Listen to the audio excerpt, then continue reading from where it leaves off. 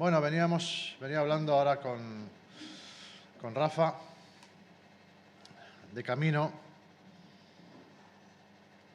y antes habíamos estado hablando también sobre que el mundo está muy mal. El mundo está fatal. Veíamos que la sociedad en su conjunto pone en práctica algo que la Biblia nos enseña, ¿no? A lo bueno llaman malo y a lo malo llaman bueno, ¿no? Y ante esa perspectiva uno dice, bueno, pues estoy en medio de todo esto, ¿no? ¿Qué hago? ¿Cuál es el camino que uno tiene que tomar, ¿no? como cristiano? Y dices, bueno, una de las cosas que se supone que el cristiano tiene que hacer es vivir por fe, ¿no? Vivir por fe, nos lo dice el apóstol Pablo, ¿no? Vivimos por fe y no por vista, ¿no? Bueno, vivir por fe. Lo que pasa es que si miramos el contexto en el que estamos, complejo, ¿eh? Vivir por fe. Y si miramos el complejo en el contexto evangélico, que es un poco más reducido que el contexto mundial, el contexto evangélico que se nos muestra en redes o en los medios es que a algunos les gusta demasiado el dinero. Hay no pocos predicadores que continuamente están pidiendo dinero a la membresía y sabemos perfectamente que ese dinero es para ellos, no es para obras sociales ni nada, es para ellos, ¿no? Pero para darnos cuenta de que hay otros que aquello de vivir por fe pues lo dejamos para los domingos, ¿no? Pues posiblemente no haya que ir tan lejos.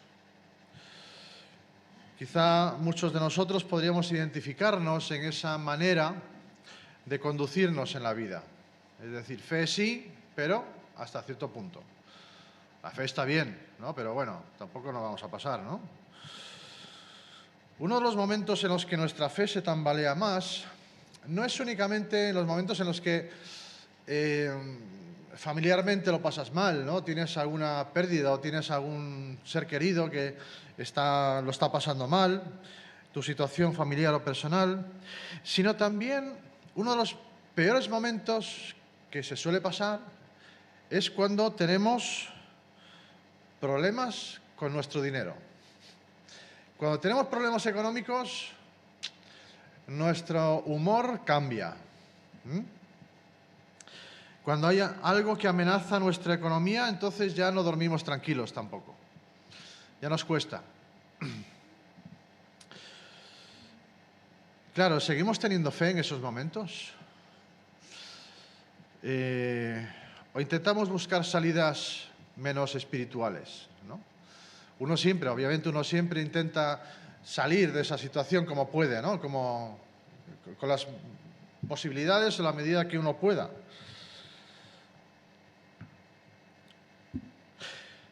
Os voy a poner una situación, una pregunta. ¿Seguiríamos gozosos con nuestra fe intacta si ahora llegara un comunicado oficial que nos dijera que por orden del gobierno el local de Pinar del Río será expropiado? No va a pasar, ¿eh? No ha pasado. No os preocupéis, tranquilos. Es una hipótesis, es algo hipotético, ¿eh? Bueno, no va a pasar, no sé, no ha pasado. Es una hipótesis algo que yo pongo. ¿Seguiría tu fe intacta? ¿Seguirías teniendo gozo si llegara... Ahora vamos al plano personal. Si llegara un comunicado oficial que te dijera, mira, tú, por ser cristiano, te quito la casa. te embargo tus cuentas, te lo quito todo y encima te vas a la cárcel por ser cristiano, solo por eso. ¿Seguiría habiendo gozo o eso daría paso a amargura y a pensar, Dios me ha abandonado esta vez?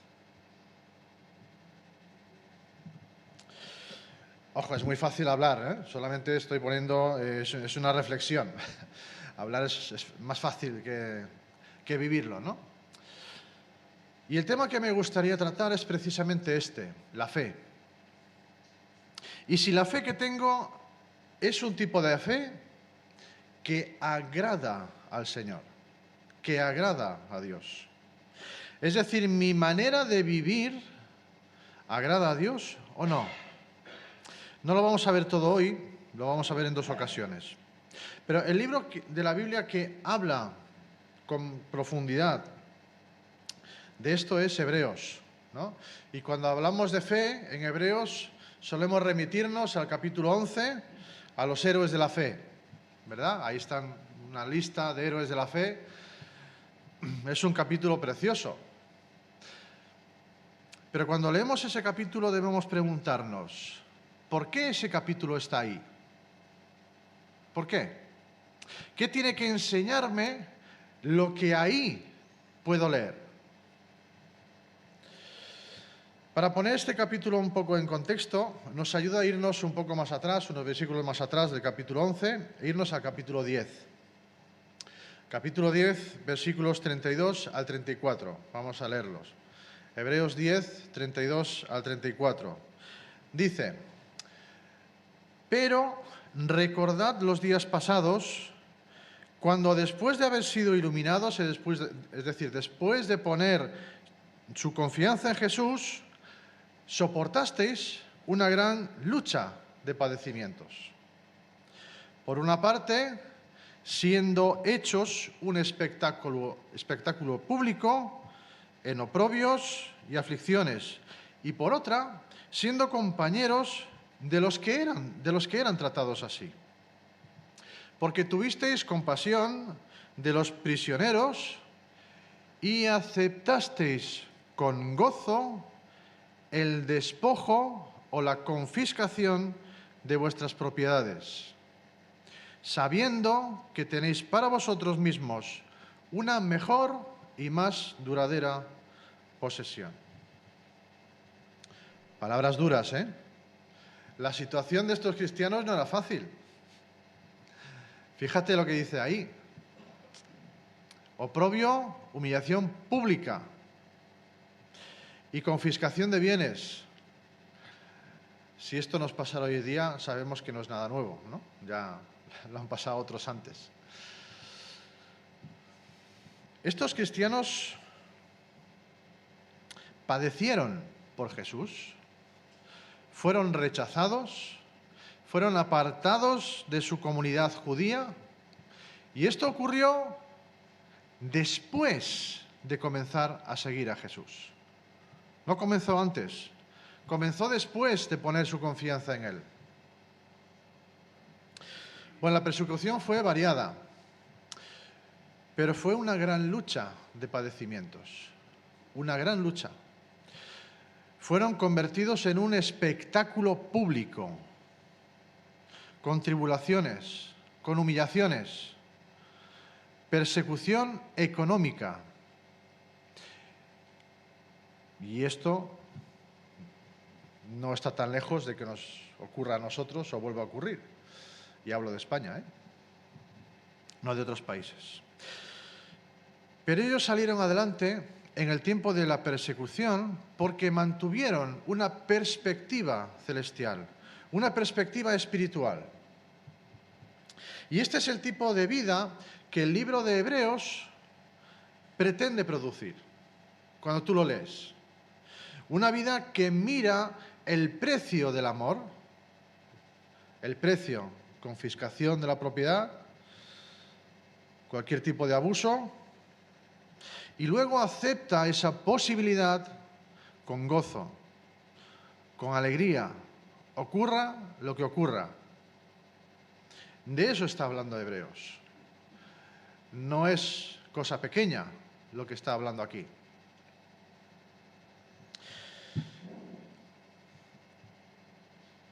Y posiblemente, o realmente, eso comporta una gran libertad,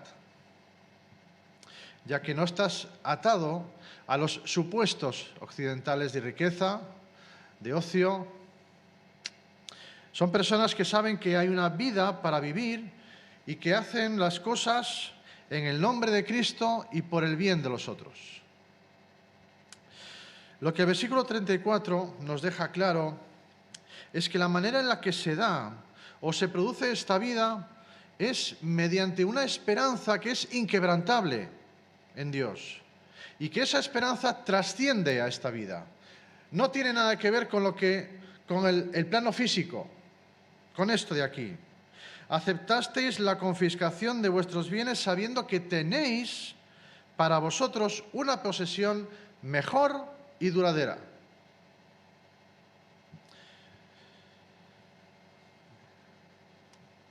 No vivir con esta confianza, con este tipo de confianza, nos lleva a pensar continuamente en cuánto estoy perdiendo cada vez que hago algo por los demás. ¿Cuánto me estoy perdiendo?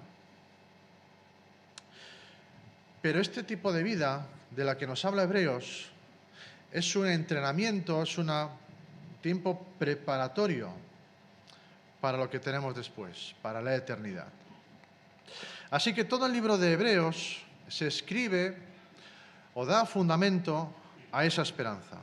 Y el capítulo 11 es una respuesta. Es la respuesta, el autor nos da ejemplos de personas que se aferraron a esa recompensa, a esa esperanza futura, con gozo, de tal manera que eso marcó una gran diferencia en sus vidas. Y no solo en ellos, sino en las personas que lo rodeaban, en la sociedad en la que vivieron.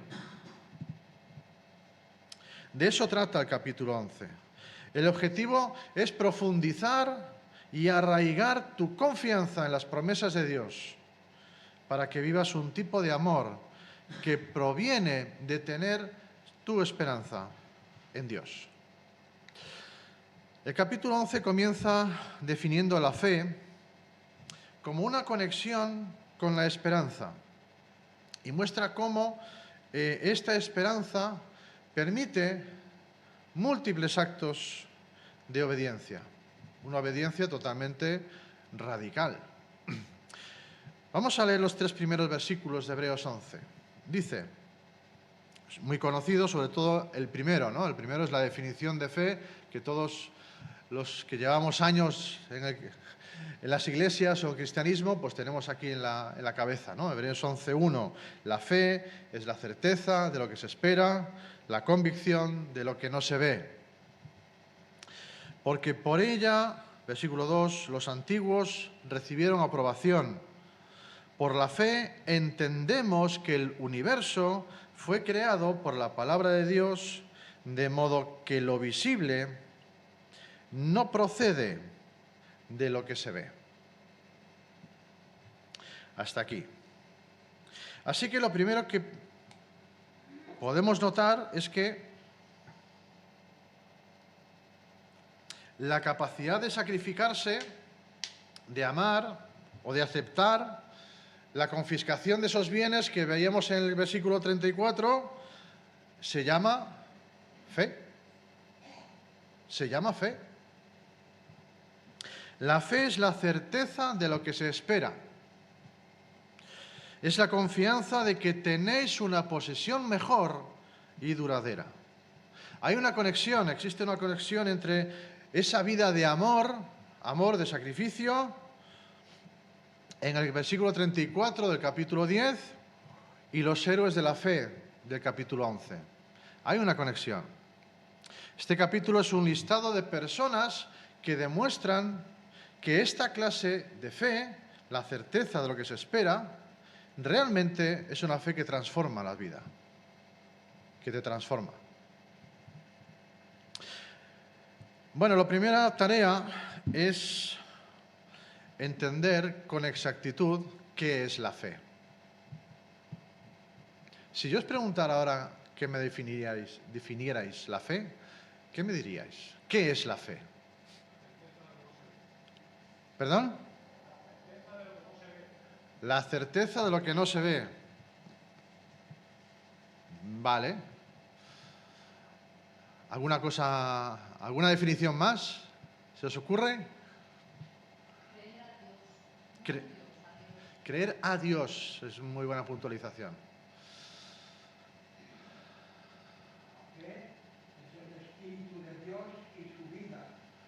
La fe es el Espíritu de Dios y su vida. Sí, señor. Muy bien. Firmeza.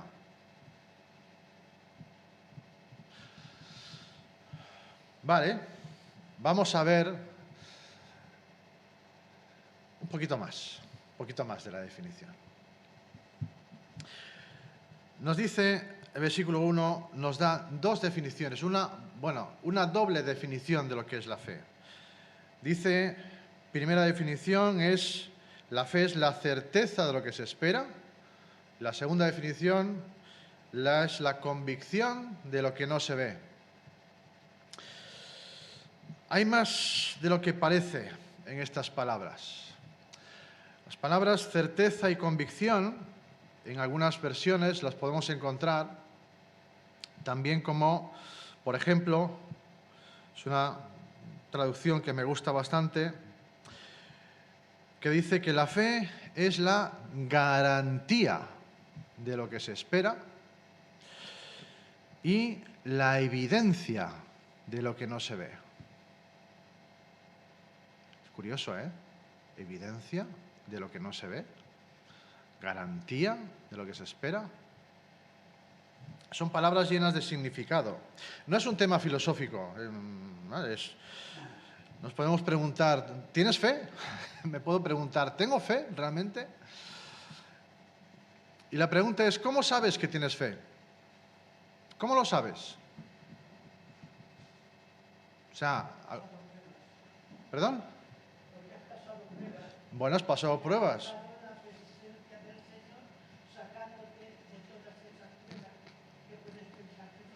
Es decir, ¿lo has visto en tu propia vida? Vale.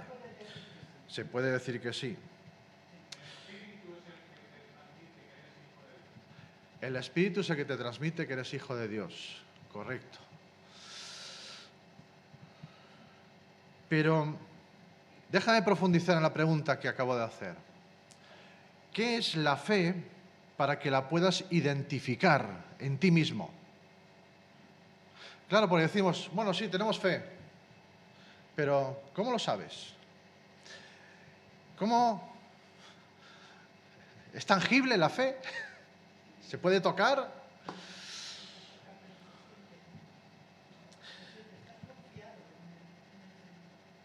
Claro, ¿y qué depende? ¿Qué depende de si tienes fe o no? Bueno, son preguntas, son preguntas prácticas. No quiero haceros una encerrona ni mucho menos, ni que os sintáis incómodos si no sabemos la respuesta, ¿vale? Son preguntas prácticas, ¿no? Cuando hablamos de garantía y de evidencia, tenemos que preguntar, bueno, ¿y qué garantía tenemos? ¿Cuál es la evidencia? ¿No? ¿La evidencia? Bueno, primero vamos a ver la segunda definición. La fe es la convicción o evidencia de cosas que no se ven. En el Nuevo Testamento, prometo no ser largo, porque hoy nos espera un día intenso y bonito. En el Nuevo Testamento la palabra convicción o evidencia no se usa en otros contextos, ¿no? Fuera del Nuevo Testamento, esta palabra generalmente significa prueba, argumento, es decir, algo objetivo y no algo subjetivo que tengo o que tenga en cuenta nuestros sentimientos o de cómo me siento con la fe. No, es algo objetivo, es una evidencia, ¿no? Habla de algo objetivo. La evidencia demuestra que algo es cierto más allá de cualquier duda. Eso es una evidencia. Bueno, la mayoría de los traductores, los traductores no usan la palabra prueba o evidencia. Algunos sí. Pero ¿cómo puede ser la fe una evidencia o una prueba de aquello que no se ve? Normalmente pensamos que la fe necesita evidencias. Necesito evidencias para tener fe. O mi fe necesita evidencias. Pero vamos a ver el versículo 3. El versículo 3 es una ilustración de esta definición de fe. El versículo 3 está directamente relacionado con esta definición, con la definición de fe como la evidencia de lo que no se ve. Dice el versículo 3, por la fe entendemos que el mundo fue creado por la palabra de Dios, de modo que lo visible proviene de lo que... Perdón, lo visible no proviene de lo que se ve. Hay una conexión. Versículo 1, la fe es la evidencia de lo que no se ve. Y el versículo 3 explica que la fe entiende que el mundo visible fue creado por la palabra de Dios, algo invisible, no es visible. Así que el versículo 3 nos está ejemplificando la definición del versículo 1. Ahora la pregunta es, ¿cómo sabemos que Dios creó el mundo de lo que no es visible? Si no lo ves. No estábamos allí cuando ocurrió. Y aunque estuviéramos, no podríamos haber visto el acto de la creación porque no se puede ver la palabra de Dios. Entonces, ¿cómo podemos saber o comprender que el universo y todo lo que vemos fue creado por la palabra de Dios? ¿Cómo podemos entender que lo visible fue hecho de lo invisible? Es decir, de la palabra de Dios. El versículo 3 responde, por la fe. Por la fe entendemos que el mundo fue hecho por la palabra de Dios. Si la fe es la evidencia de las cosas que no se ven, entonces, por esa evidencia, por la fe, por esa evidencia, entendemos que el mundo fue creado por la palabra de Dios. Ahora, ¿cómo puede la fe ser evidencia de cosas que no se ven? Como que Dios creó el mundo con su palabra. Vamos a ir a Romanos, capítulo 1, versículo 20.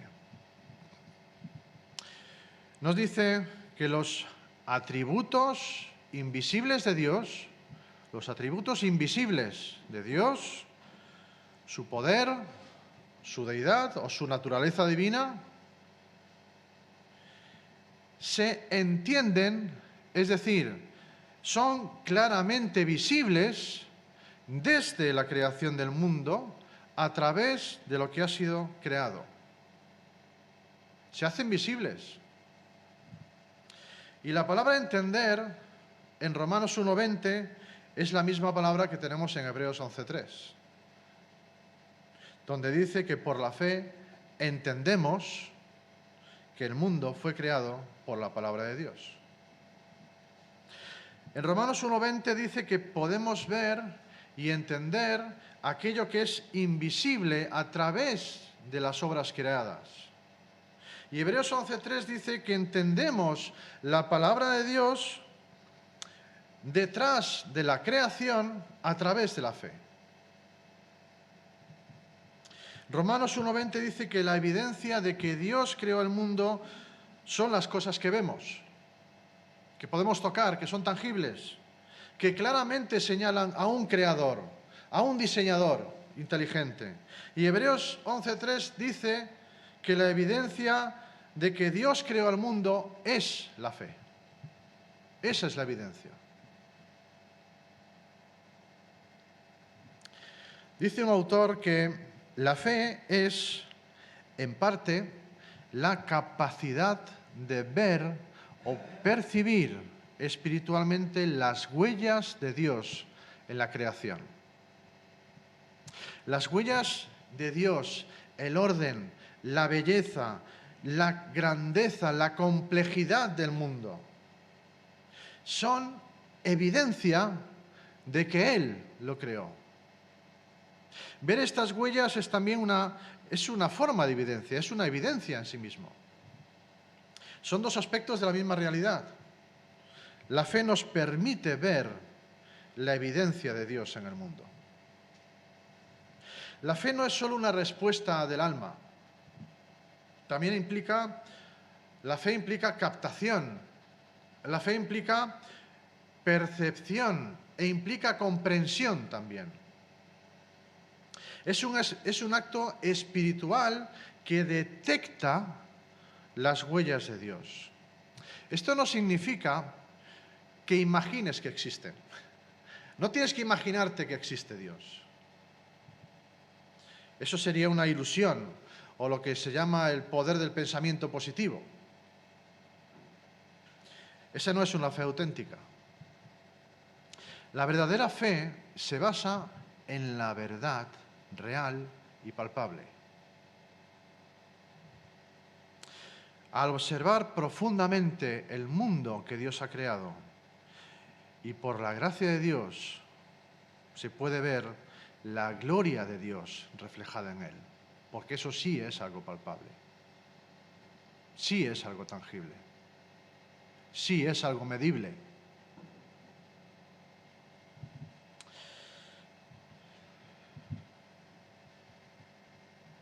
La física es algo que podemos medir. Las leyes físicas se pueden medir, aunque no las veamos. La ley de la gravedad existe. La ley de la atracción existe y no se puede ver, pero se puede medir. La mayoría de las energías que tenemos en nuestro espacio físico no se pueden ver, pero se pueden medir. El Señor Jesús nos dijo, las palabras que yo os he hablado son espíritu y vida. Pues amén. Son espíritu y vida. He dicho que la fe es espíritu de Dios y vida de Dios.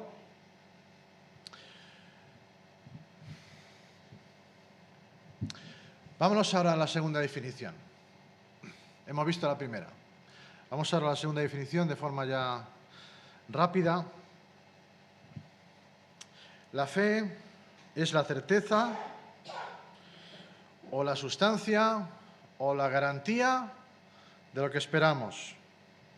Bueno, esto podría significar que la fe es una profunda confianza en que las promesas de Dios se cumplirán y permitiéndonos confiar en ellas, en esas promesas. Esta confianza sería suficiente para, liberarnos de algunos miedos o de la codicia, por ejemplo, que impiden que hagamos cosas por los demás, ¿no? Sacrificarnos por los demás. Si tenemos una fuerte convicción de que Dios cuidará de nosotros, nos llevará a la gloria y cumplirá sus promesas. Entonces seremos libres de la autocomplacencia y podemos servir a los demás con libertad. Podríamos resumirlo de esta manera, pero yo creo que hay algo más.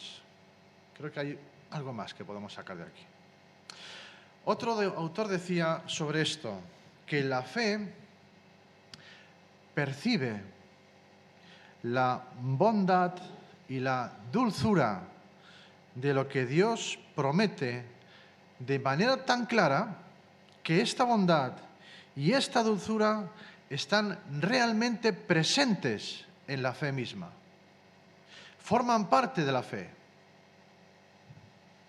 Esa percepción forma parte de la misma fe.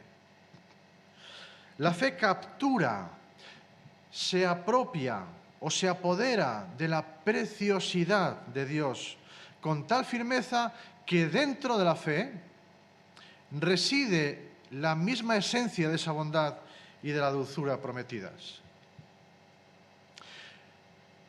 La fe no crea aquello que esperamos. Eso sería un juego mental. La fe es una comprensión espiritual, una percepción, un gusto, un sentimiento de la belleza, de la dulzura, de la preciosidad y la bondad de lo que Dios promete, especialmente la comunión con Él y el disfrute de su presencia.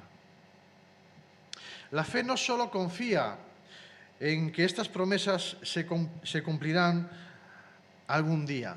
No solo confía en eso.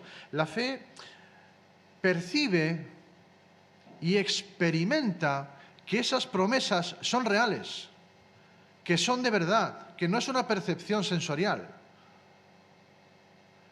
La fe lo autentifica porque es real. Lo experimenta. La fe no cree que, la fe sabe que. El disfrute de la promesa por parte de la fe es una especie de anticipación sustancial de la realidad que vamos a tener en el futuro. La fe se vive, no se piensa. La fe se vive. La fe es algo que se experimenta, no es algo subjetivo que tú puedas pensar que está ahí o no. Depende del día, cómo me levante. La fe es algo real y es algo tangible, al igual que Dios, ¿eh?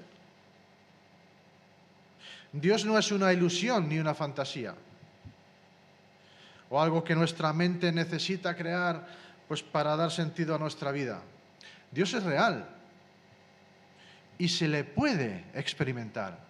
De hecho, Dios nos invita a experimentarlo todos los días.